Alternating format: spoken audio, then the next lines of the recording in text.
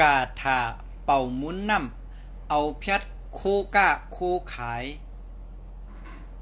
ถ่อมตั้งในค่ะมันเป็นกาถาตอนตาเตเป่าเสน้ำหมักควันก็ดีเป่าเสน้ำธรรมดาเฮาในก็ดีนาตอนตาเตียวเพียดโคก้าโคขายเฮก้างายขายส่วนนะซื้องายขายล้มก้างายขายดีไงมันเป็นกาถาเพราะเฮาใกล้หลอดใกล้ห้อไงนำตอนพรดีมานั่นไงเตจอยผุยจุกผุยรับ ห้องเงินห้องคำอยู่เนื้อน้ำก็เตะไรผู้อยู่เนื้อหู้ก็เตะไรออกมาถอกหลุดถอกด้านเฮาเปิงแตกเหมือนหนังน้ำกงกาฮาเม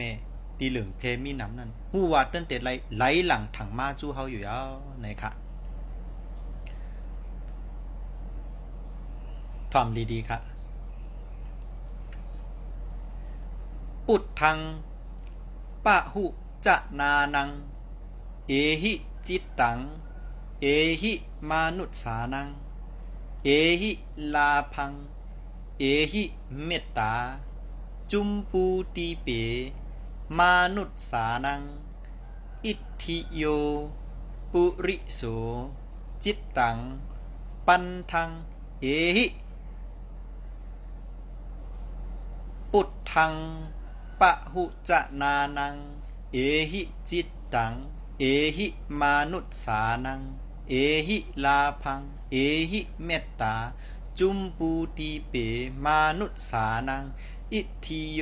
ปุริโสจิตตังปันทังเอหิปุตทัง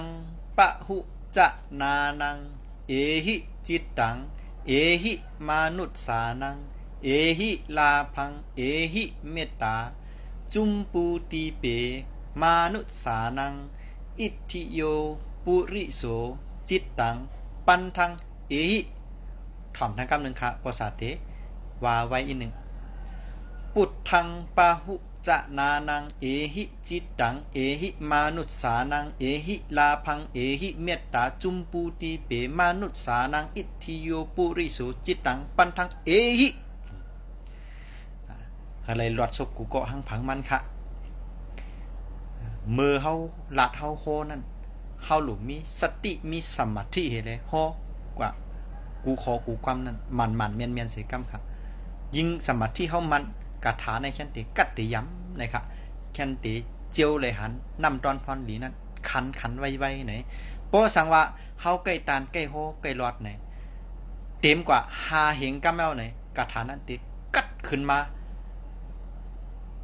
หมันเมียนกำเหลียวขายเอาตอนต่างเงาตุ้งหัวในอาจารย์สลาย้อนกึดยังไว้กันได้ก่อนค้าทบยากันแทงหมักเนเงาตุ้งหัวหน้าเงื่องเวเพเขียนเขาหาลองดีหมันเมียนข้าเฮาปสลาตื่นดีเมืองไทยเหมือสูงค่า